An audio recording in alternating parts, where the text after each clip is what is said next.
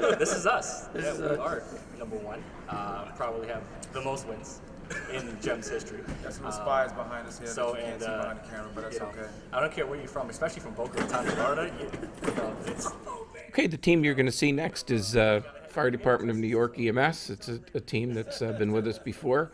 I'm A.J. Heitman. I'm the editor-in-chief of JEMS, actively involved with the JEMS Games, and with me today is Chris Brainerd.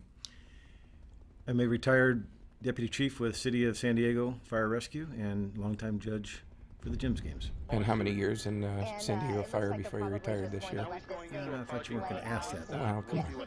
33 years. 33 years. That's a long time. So let's get forward here and take a look at FDNY EMS. Okay, now he's jumped into another vehicle. Okay. All right, they're closing in. Looks like they've... This is the first thing that they see is a darkened stage that lights. You see a helicopter with some smoke coming from it, a lot of debris, and then they are actually kept back from the scene while they check in with the incident commander at the remote incident command post.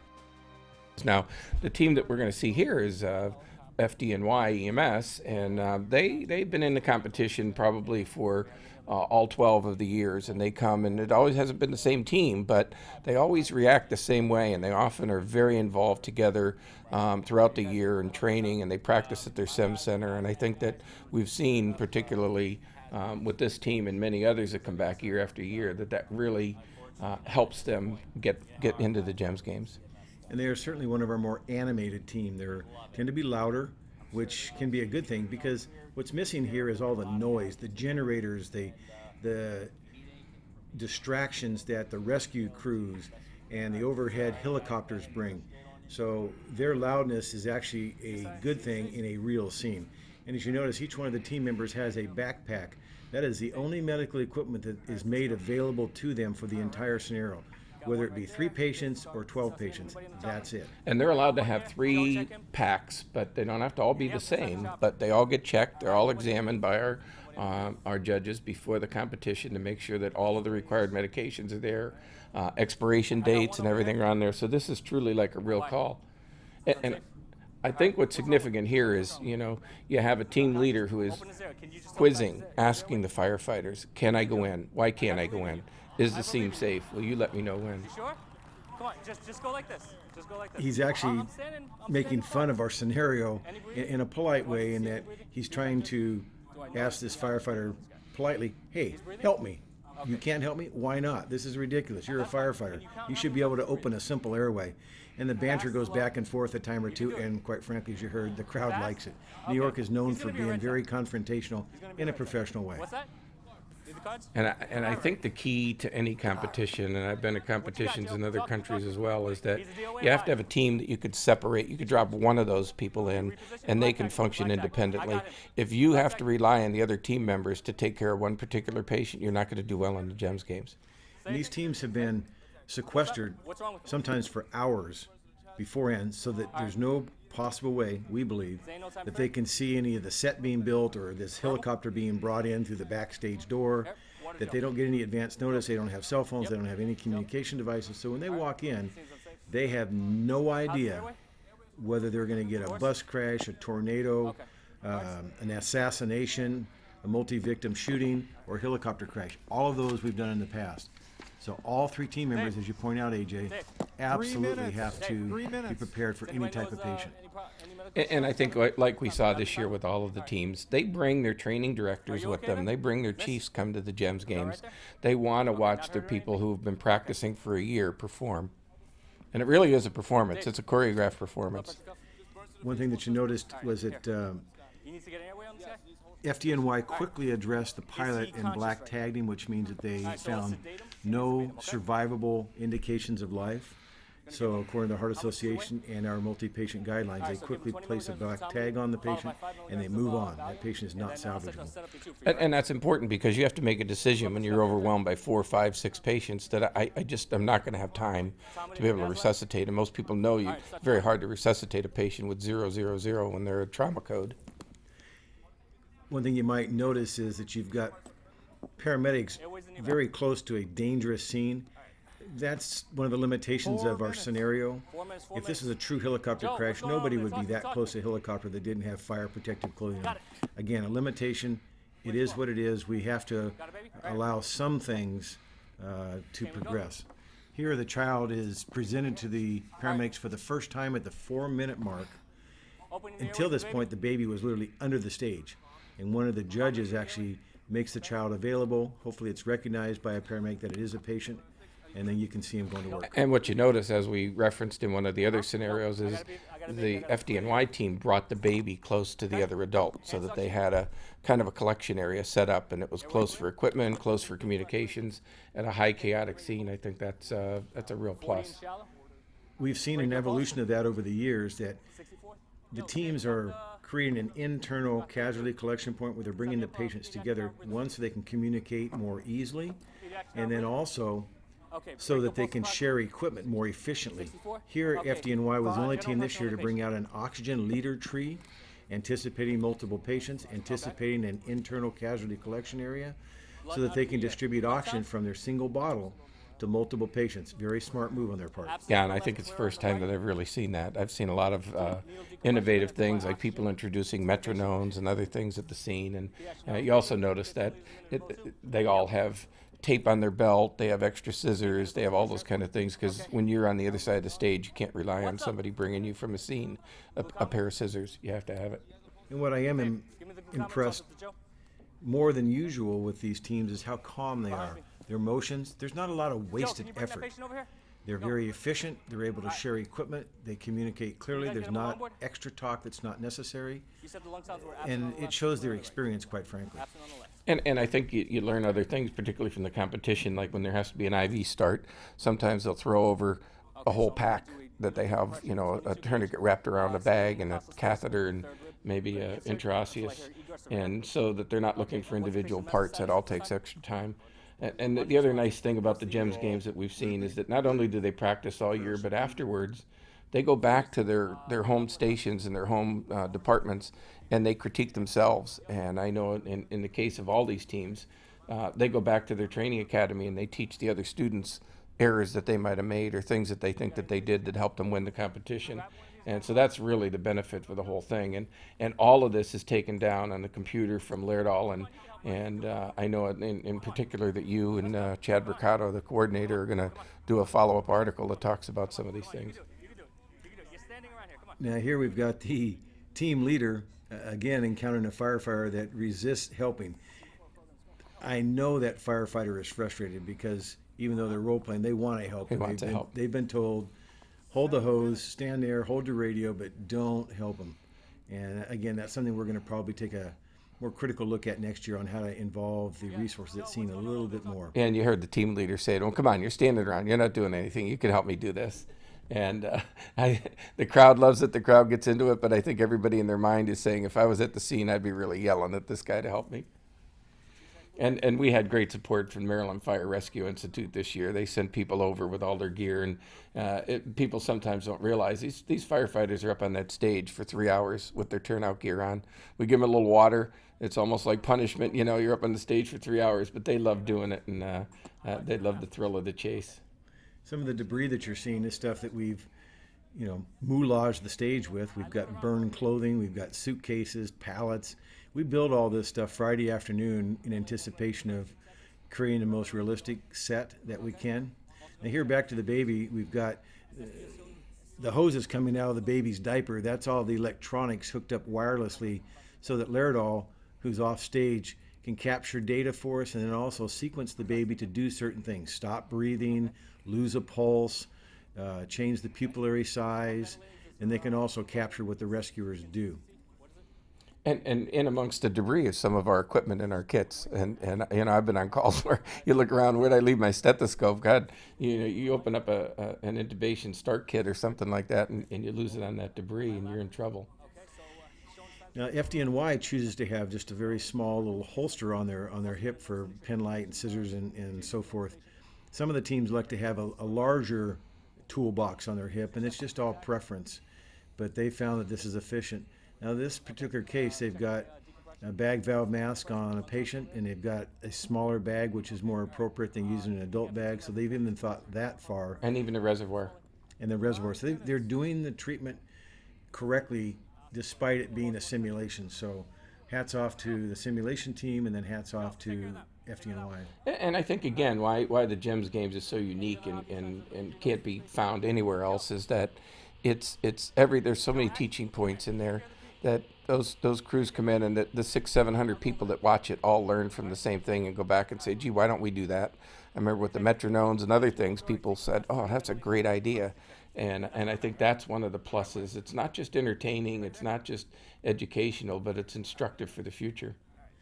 In this particular case, an additional patient was introduced. It was a firefighter that came in close contact with a beehive, and that firefighter ends up having an anaphylactic reaction, goes unconscious, and despite whatever the paramedic does, in a very short period of time, the person is going to lose their pulse. And you see the firefighter actually getting up. That's because we've replaced them with a Laerdal mannequin.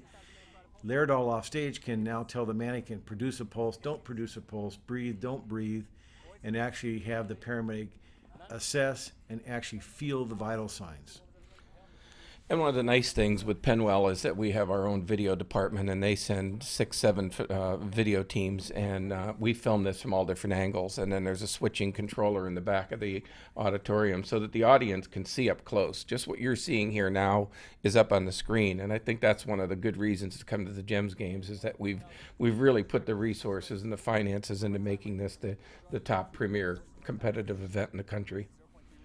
One thing that we look at here is we're focusing on, for example, compressions. The entire year we've been focusing through articles and through interactions across the country at the Eagles. The different medical directors are stressing the importance of quality chest compressions. And so we actually try to evaluate across the spectrum which team does best, pressing on that chest, therefore moving blood through the heart. And, and I think we've talked about this as judges and coordinators as well. People will sometimes say, well, this is paramedic level. Probably 90% of what goes on here, Chris, is basic life support. I believe that a team, the more solid a team is with basic life support skills, I think the better they're going to do. If you just have a real sharp paramedic that comes in and does the few key critical advanced life support things, along with solid BLS, you're going to end at the end of the day with more points. Yeah, and even in the young lady here who falls and has a nasty fracture, sometimes you get distracted by that. And the solid teams are those that know that they have to do a solid primary and secondary assessment and really take care of that patient. Because you can miss a sprung pelvis, you can miss some other kind of a fracture, and really it takes good BLS to make good ALS. So what are we looking at with a fracture like you see there that's been moulage on this young woman? We want to see that the arm is assessed, that we're checking for circulation beyond the injury, that we cover the wound, we keep it clean, we keep those bone ends, there's no white blood cells there, so we want to keep the contamination down, we want to splint it, we want to calm her down. If we have some time or resources, maybe give her some pain med. We have to make sure her vital signs will support the pain med. So there's a lot can be done for this patient because she's a basic life support patient. And you trust me that patient will not be neglected with Fran there, and that's his relative, because Fran is all over those teams to come in and take care of her. Hey, buddy, what are you doing? Come on, she's hurt. Notice here you've got a feedback judge who is strictly there to observe and give the rescuer feedback. Fran went to get a rescuer saying, hey, get over here and take care of my patient. That is scripted in intentionally. We want Fran to be a distraction. Why? Because that's what happens at scenes. At every scene. So what we're also looking for is, do we get law enforcement or somebody in to help with crowd control? Well, what I thought was incredible this year is we had some new technology from Furno, their new INX stretcher. And in years gone by, you'd bring a stretcher and you couldn't get very close to the stage. But what I noticed this year is the INX actually can raise high enough that it actually was over the lip of the stage, and they could actually bring that stretcher right on stage. Doesn't seem like a big deal, but it is a big deal. And they had their scene lights on it. It's an incredible piece of technology. And we give them a lot of extra equipment. Hartwell gives us some combi carriers. We have Laerdal backboards, and it's up to the team when they walk in. They don't know where the equipment's going to be. We always have a little stockpile area, and they can start to use it. And at certain moments, like the 13, 14, 17-minute moment, you have a transport, and then they have to make a decision which priority patient goes first.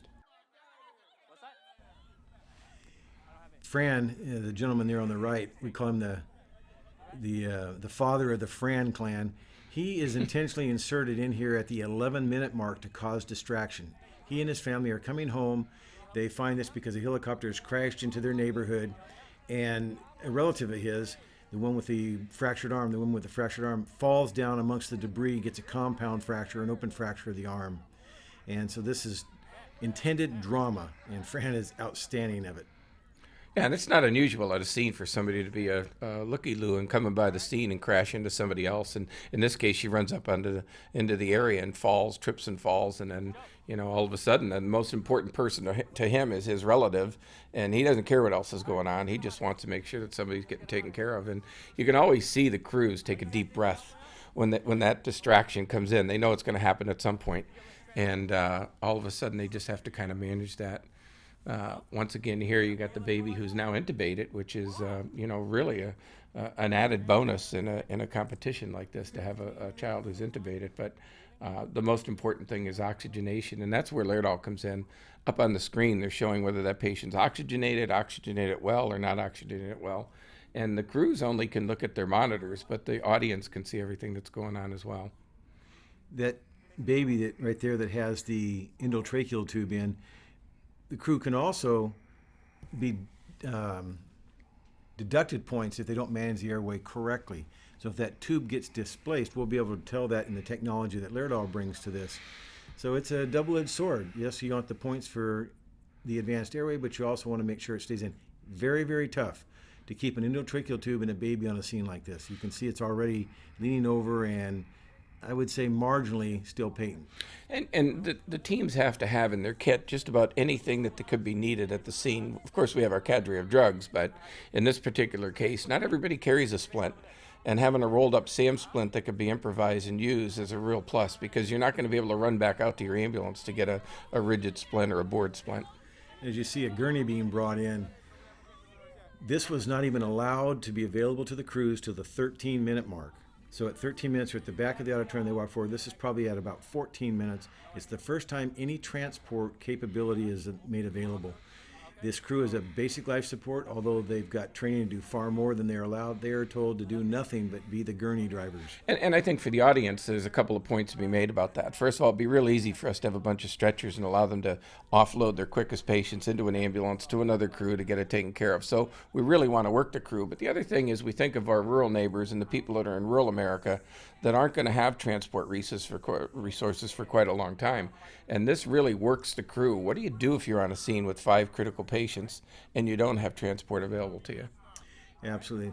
And you can see one paramedic is now picking up the equipment, taking it to a patient that they could not bring to the casualty collection point because there was a light pole that had fallen on them.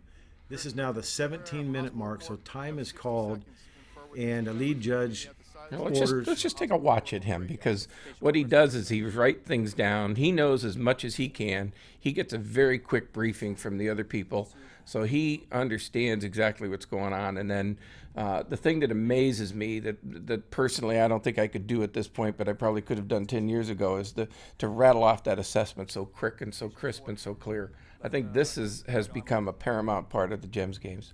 I think so, and they're given 1 minute to gather their thoughts, to gather their information from the other 2 crew members, and then they're going to be handed a microphone. And the scenario is you're going to be talking to your hospital when really they're just talking to the audience. But look at the facial expressions. These team members don't know that there's 600 people in that audience. I mean, they know they're there, but they just don't have any sense of perspective of that, because their only worry is to do this. All right, so patient number 1 was a approximately 35-year-old male, status pulse, looks like a helicopter accident. Positive respiratory burns, unconscious. Upon our arrival, we started to ventilate. Patient proceeded to cardiac arrest. Patient 2 was an anaphylactic shock secondary to a bee sting. I gave her 0.3 milligrams of epi-IM. Proceeded to stabilize the patient until transport arrived. Patient number 3 was a tension pneumothorax, unconscious, positive chest trauma on the left-hand side of the anterior part of the chest.